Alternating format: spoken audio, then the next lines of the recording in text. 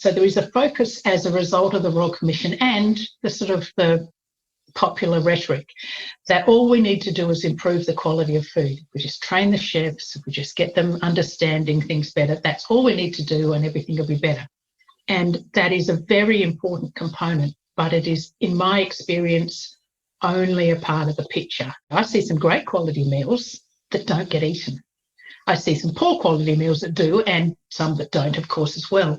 So it doesn't matter how good the food is unless it goes in someone's mouth. It's wasted and it's no benefit to that person. So unfortunately, I would say to some extent we've missed an opportunity to focus on the process a bit more, but we're getting there. It's much better than it used to be.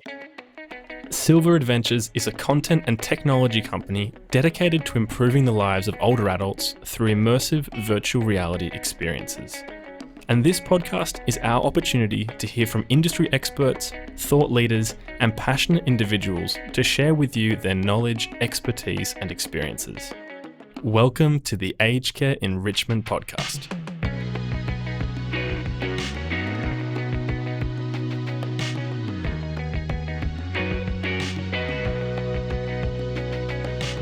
Hello and welcome to the show. My name is Ash Deneef. I hope you're having a great day out there. Today, we're taking an in-depth look at food, nutrition and dining in residential aged care with the help of Ngaire Hobbins. Ngaire is a dietitian, author and consultant whose work focuses on addressing some of the poor and unhelpful dietary information for older adults. As it turns out, older adults may need to follow the exact opposite instructions to what you'd expect to keep them safe from injury and illness. And Ngaire really clarifies this misunderstanding in this episode. She also talks about how we're putting the cart before the horse with our fixation on nutrition, and why our first priority should be that the food is being eaten in residential care, which I'll let her explain in more detail.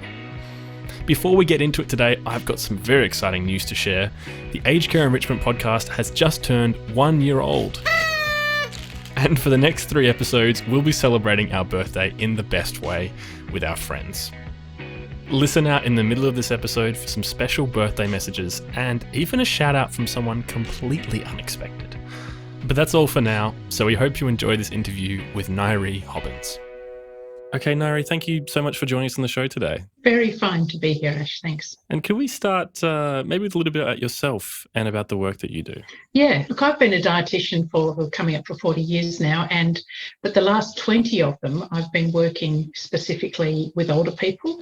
It came about when I was doing a stint as a community care worker in between careers, little changes you have. Mm-hmm. And I actually spent some time assisting older people in living in the community. And I was really aware at that time that the information that was going to people who are older is basically the same information as goes to the general population. But unfortunately, some of that is either unhelpful or harmful if you're instead an older person. Mm-hmm. So I tried to access information to give to people, and there really wasn't anything, and there still isn't very much. It's increasing, it's getting better. But for people who are now, living in their late 60s onwards. So I spent a lot of time doing research, and I've written a couple of books about this, basically to give the information to older people. So I combine my time between working on trying to share that message, that almost every health message out there that we get, in the popular media and the press and most magazines and newspapers and whatever, is actually for people who are 20, 30, 40. And you need to change your thinking once you're late 60s onwards. And so that I spend my time talking about that. And as well as that, I work in aged care settings to support the needs of people who are in supported care. So it's a bit of a blend, probably around about 50-50 in that work, because I often say that older people who are now in their later years, and not only have they got to their later years because they actually probably ate the way we would like all the youngsters to eat, fresh, seasonal, local, and were physically active and all that stuff, but also those people who are now in their older years have given us everything that we youngsters, I'm not as young as you, but other youngsters might be listening, or that anyone is younger, everything that we just take for granted, the life we have, the technological devices we have, our ability to do things in non-COVID times, all sorts of stuff, even medical advances, they're down to those people who are now older, and it's our responsibility as a society to support them. So that's my sort of area of work. And in aged care, there are challenges with food and nutrition, and so that's what I work with to try and help people to get through those. Very nicely put. And we will circle back on some of those challenges in a little bit. Yeah. But just talking about the differences between what's good advice for younger adults and what's good advice for older adults. We're talking about nutritional and dietary information, right? Yeah, it is. Well, obviously, I'm a dietitian, so my focus is that.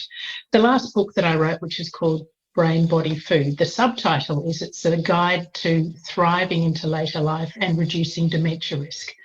So when you put together that information, it combines the difference in nutritional needs for older people compared to younger with all the other things that go with that. You can't separate out food when it comes to living well into later life and in dementia risk.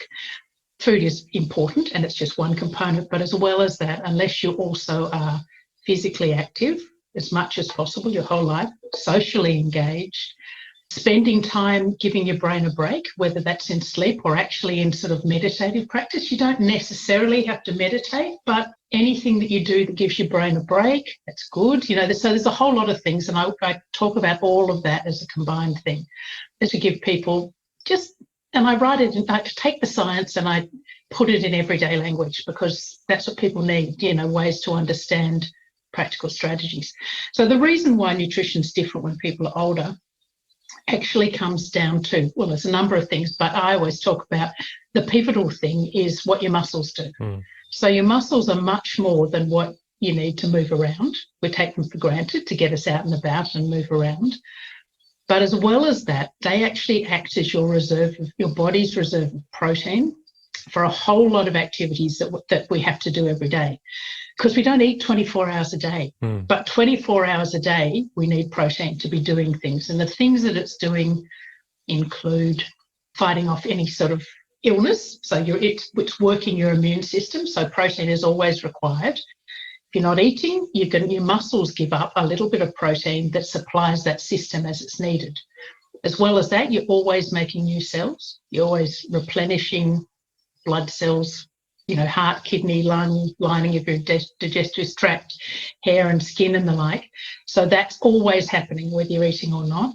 Any sort of repair, whether that's a scratch or a graze or surgery or anything that happens, that can be huge amounts of protein. And the really interesting thing is your brain, which is only about 2% of your body weight, is consuming about close to a quarter of the energy that you're burning at any point in time. So your body is always turning over calories, wow, but your brain is doing much more of it. And it's amazing because we just don't think about just the amount of work that it's doing. Now, your brain is completely dependent on a fuel called glucose, which we get from carbohydrate foods we eat, and a very small amount that we store in our bodies.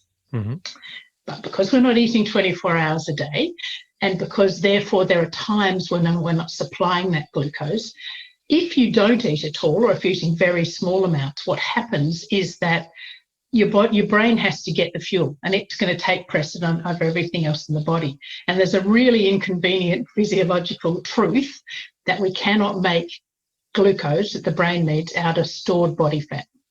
You can use stored body fat to run your muscles and other systems in your body, but you can't use stored body fat so much to run your brain. So what happens is that your brain takes protein from the muscles and converts it into glucose to keep itself going.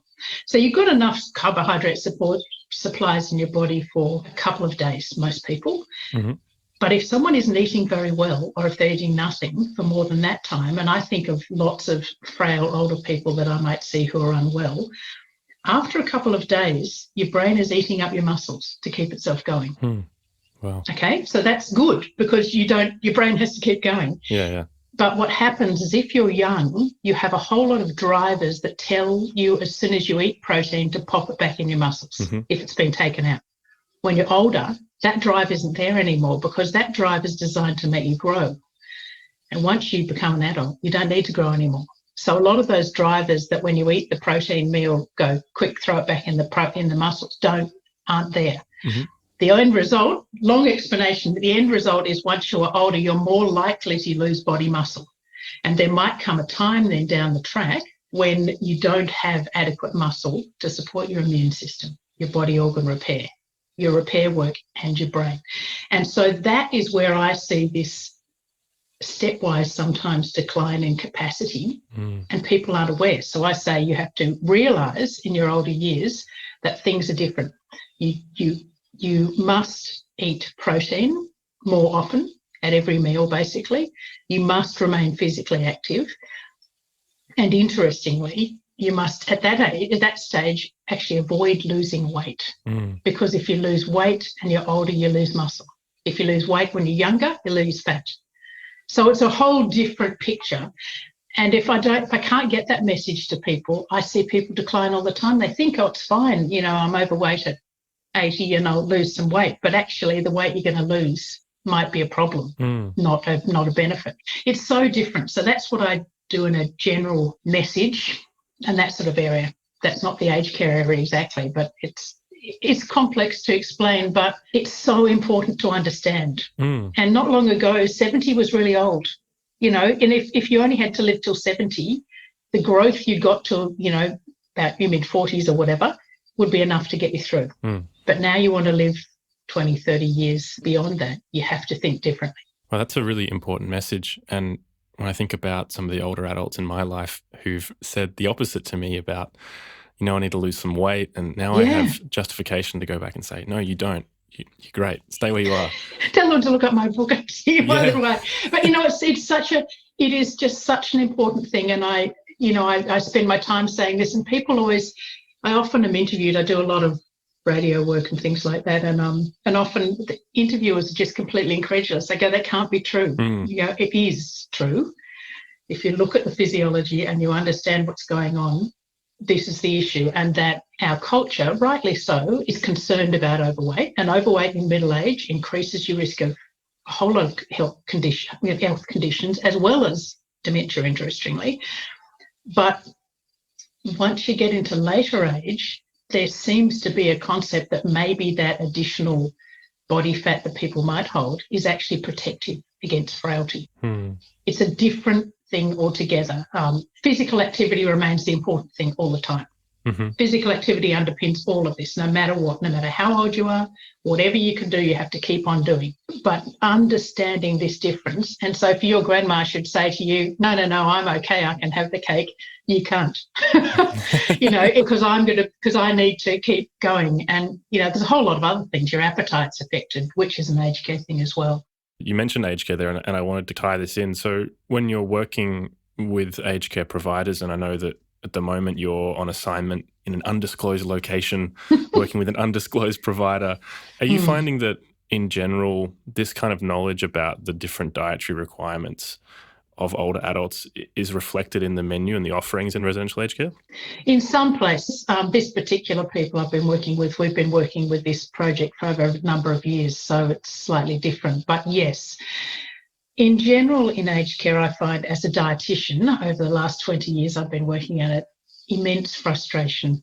If I can get in the door and if I can help them with when we do a menu review, it's not about what's actually written down on the menu day to day. That's a short term for it. It's actually a menu and the dining experience. Because what I'm looking at is the systems and processes in place, not just the nutritional content of the menu, but every little step from purchasing to cooking to delivery, to make sure that the nutrition that is purchased by the organisation at great cost, of course, ends up in people's mouths.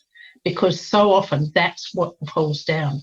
So if I get into an aged care home, I really think that we can, there's plenty of evidence that a dietitian doing this sort of work, making sure not only that the menu is nutritionally adequate, but that people end up being able to eat it so the nutrition actually gets to where it's meant to get to and enjoy it.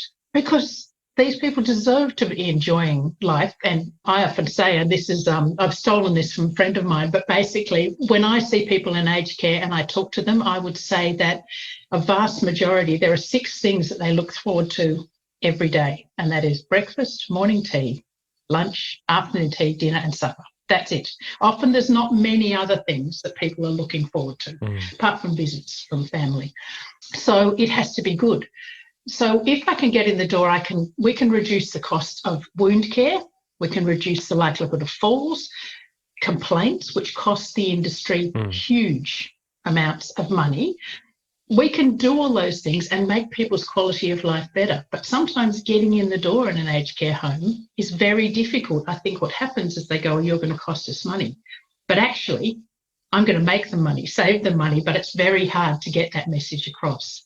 But once I am in the door, and once we're doing this, we're looking at 2 things. Firstly, educating the staff and the consumer, as the Aged Care Quality and Safety Commission calls them, or the resident, educating them in their unique needs, because a lot of those people don't understand the difference and might accidentally say things like, oh, you could lose a few kilos, or don't eat that, or that's bad for you, or, don't have that chocolate, or whatever it happens to be. Those things might apply to the staff member who's inadvertently saying it, but they don't necessarily apply to the person in the bed or the chair or whatever. So it's educating people about that, including the residents, but it's also looking at individual needs and making sure that they're accommodated. If I see there was someone yesterday who isn't vegetarian but prefers a lot of the time to not have meat dishes that are on the menu. But if the menu alternative dish, which is often plant-based, it's fine, there's no problems with that at all. But if the alternative dish is not the same amount of protein as the meat dish, then those people are not getting the protein they need. And that often happens. People well-meaningly might make, say, I don't know, vegetable patties out of, which you or I would love, with cauliflower and various things. But unless they actually add a protein addition that brings the protein content up, what ends up happening is that person may be eating something they quite like, but they're not getting the nutrition. So we work with the recipes to make sure that we're getting the protein in there, however that happens. And we're going to get onto texture modified stuff. Not everyone's on that, but, and also things like talking to the chefs the other day, sometimes there's something on the menu which is lovely and soft. I tried a meal the other day, and I always eat the meals. And I tried a meal the other day where they'd made a potato bake to go with the dish. And the potato bake was so beautifully soft and creamy, easily could be used for someone with a soft diet, or even on a minced, a moist diet, because the way you test that is if you can push a fork through it easily, which you could. But unfortunately, sometimes the thinking is, oh, they're on a soft diet, so they give them something different. It's not necessary. You can go, okay, that everyone can have. So when you're sitting at the table with 6 of your other residents, and if you're on a soft diet, you're getting something different to that person next to you. And you can look at that potato bake and go, why didn't I get that? And sometimes that is enough to reduce the intake of the person, because they feel a bit, I don't get that. And if they don't put that in their mouth and eat that food, then we've wasted the food. Can't stand waste. We've wasted the food and we've wasted the opportunity. So I'm always working on getting every opportunity for every mouthful to get in. And so it's tweaking those things and getting people to basically think about the resident at the end. They get lost in process sometimes. Hi everyone, it's Laurie Buys. I'm a professor and director of the Healthy Aging Initiative at the University of Queensland. Hello Colin and Ash, this is Sean McEwen from Inside Aging. It's Raylene Wilding here from La Trobe University. It's Darren Evans here, and I'm the Chief Exec of award-winning app Aftercloud. I'd like to take this opportunity to celebrate your 1-year anniversary, and here's to many, many more successful years. Hey, congratulations on your 1-year anniversary. Congratulations on the Aged Care Enrichment podcast. Congratulations on your first-year anniversary, and here's to many more. Hello, this is Barack. Let me be clear. I want to say a big congratulations to Colin and Ash for all your work this year. Michelle and I have been tuning in and listening closely, and we love it. We want you to succeed. for years to come. But make no mistake, it won't be easy.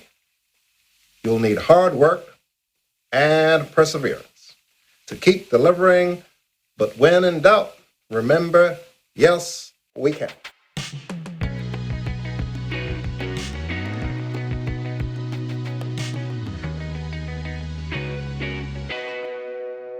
Absolutely. Wow, there's so much there and so many little steps that need to be looked at to see why the food may not be getting into the bodies of the people who need it. Do you think, because I know you've been working with the Royal Commission as part of an expert advisory panel, and one of the final report's recommendations was about food and nutrition. I think it was 68% of residents are either malnourished or on their way to malnutrition.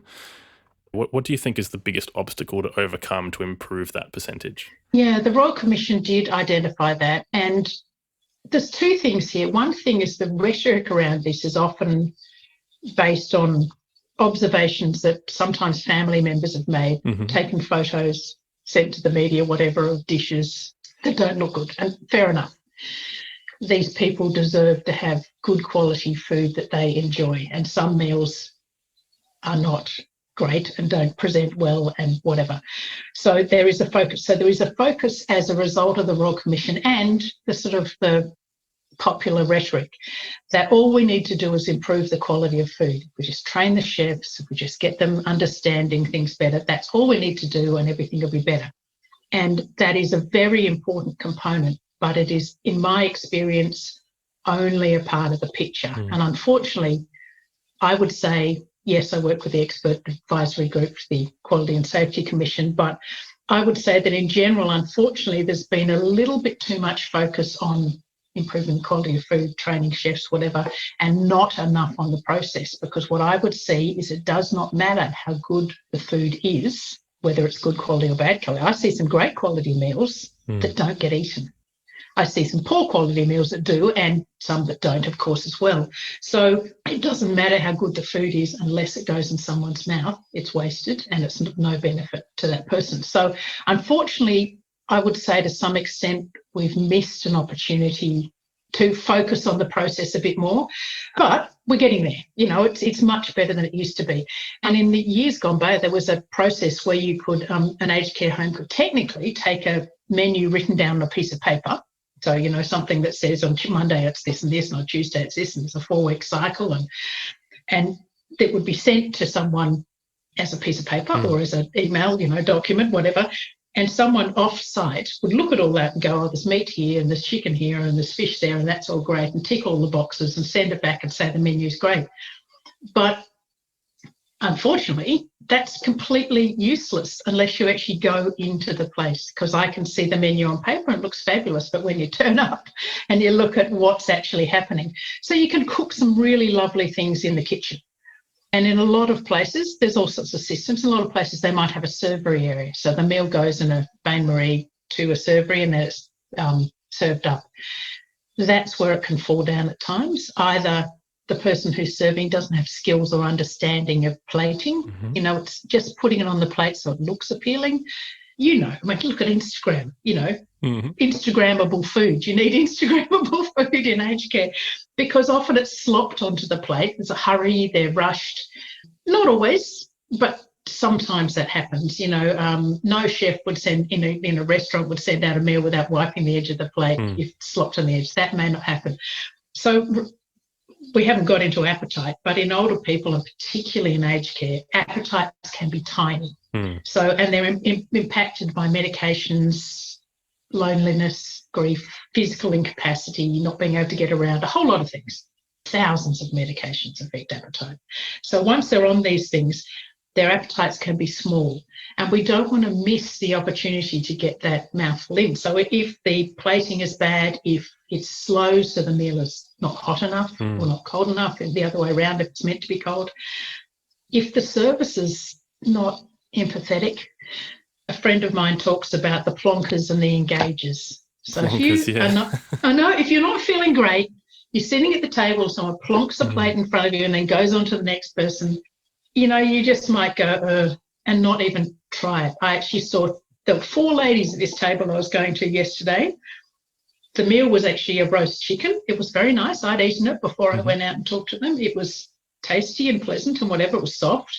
3 of them had eaten them and cleaned their plates, and one lady hadn't eaten anything. And I said to her, how was the meal? She said, terrible. Now, she might have tasted it. You have to tweak out why she's saying that. It's not actually my job. And this particular job that I'm doing, it's not my job to fix that. It's my job to identify it. There was actually nothing wrong with that meal, and there's something else going on, but that person hasn't eaten. Maybe she goes back to her room and has snacks in the room. Who knows? But the thing is that, and that's a waste. I can't stand the waste. The wastage is incredible. So there's so many little things. The audit process that dietitians carry out teases out and then sends, and all we do is we provide a report that gives ideas for continuous improvement, and just, it's not slamming people for doing the wrong thing all the time. It's going, right, this was an issue and this is how you could fix it, or can you look at a system that you could fix this?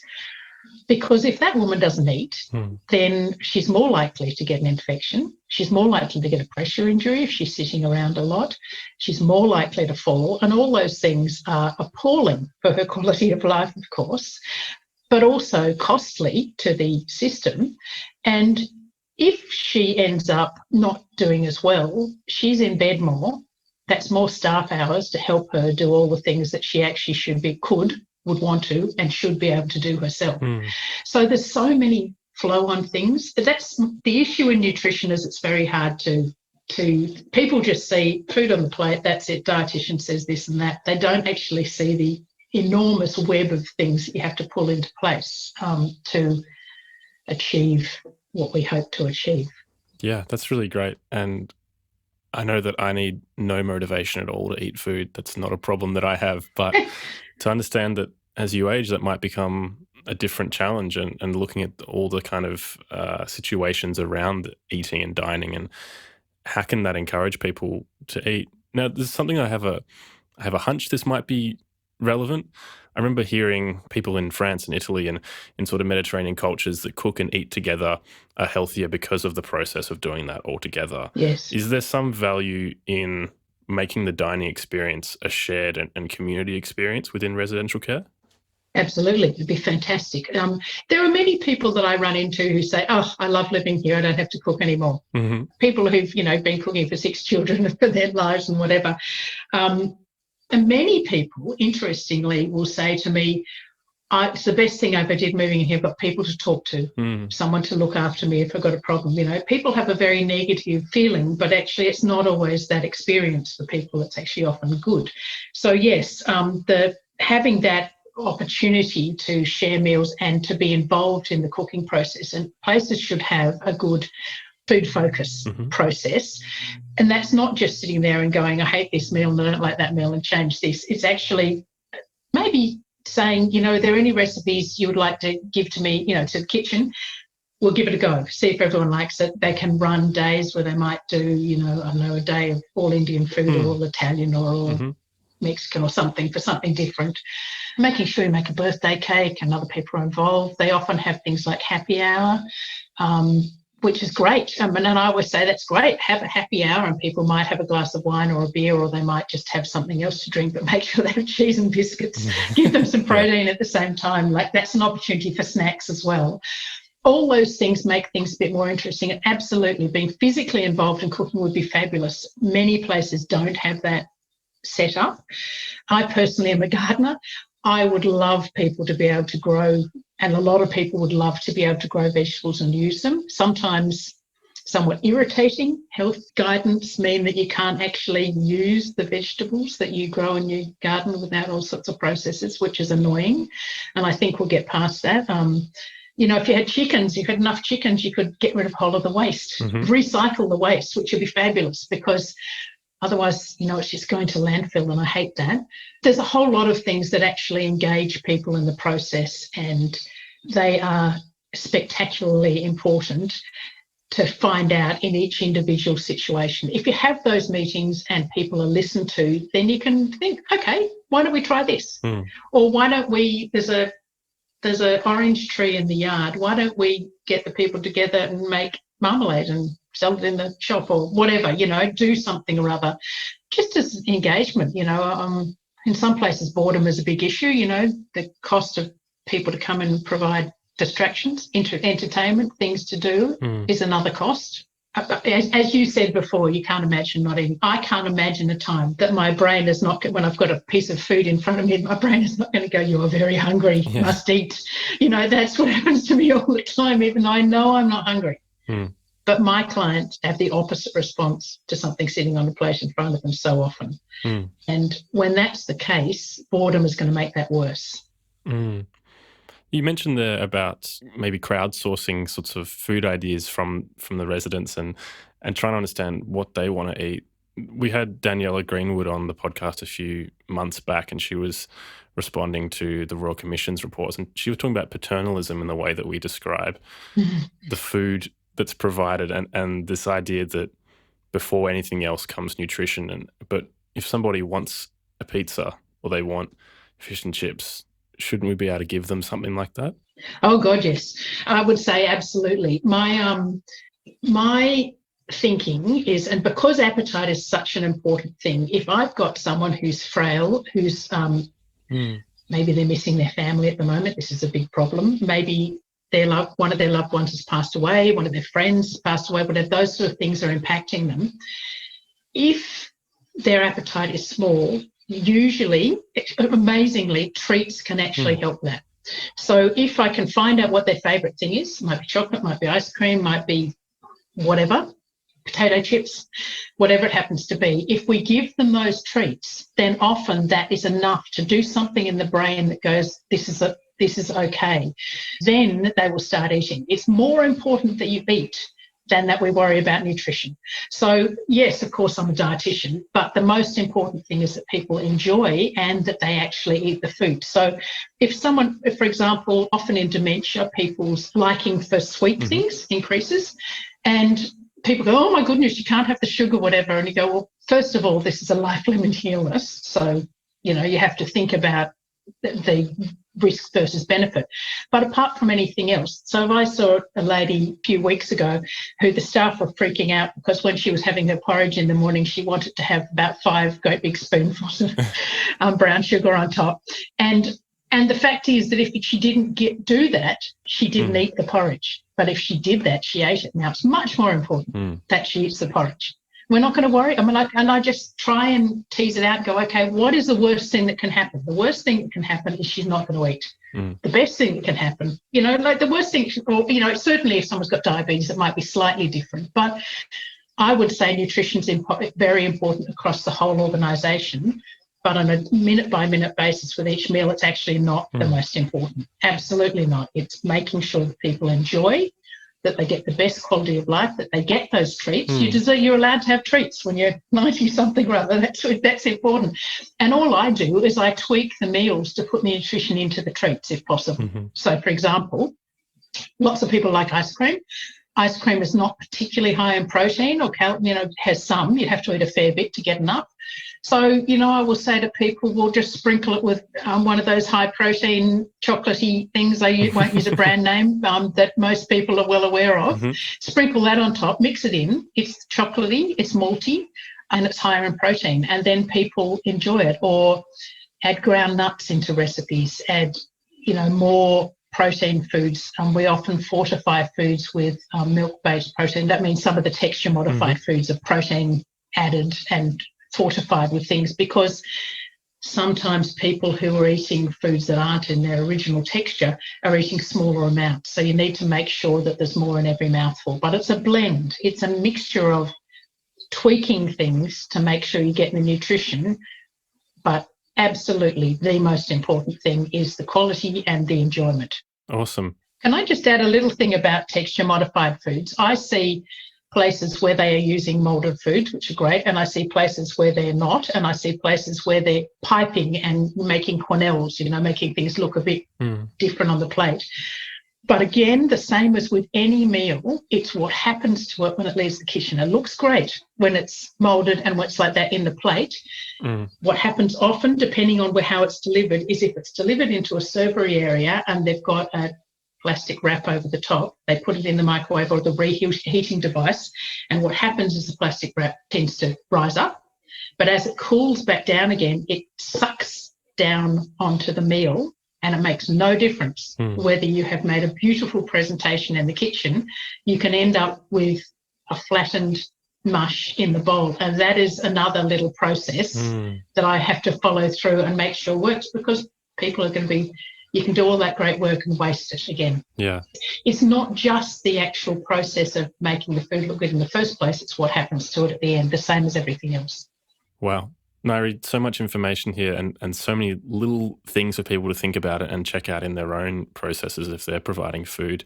Where can people find more about, you mentioned you have a book? Yeah, well, the book that's available at the moment, and actually I've just done it as an audio book as well. So the book is called Brain, Body, Food, and you can get it through my website, which is in my name, ngairehobbins.com, or actually your usual ebooks and audio books and the usual stores that you would go to. But, you know, I wrote it to try and get this message out, because I can't talk to every person, but I want every older person to understand this. And as I say, if you read most of the regular diet books that are around, you're actually only getting information that's good for younger people and could actually be unhelpful if you're older. Awesome. Ngaire, thank you so much for your time today. Pleasure. Thanks, Ash. Well, we hope you enjoyed this episode of the Aged Care Enrichment Podcast, brought to you by Silver Adventures. Don't forget to subscribe to the podcast on Apple Podcasts, Spotify, or wherever you're listening. And if you're enjoying it, please leave us a review. We'd really appreciate it. If you're interested in finding out how immersive virtual reality experiences can enrich the lives of older adults, visit the Silver Adventures website today at www.silver, that's SILVR, adventures.com.au. See you next week.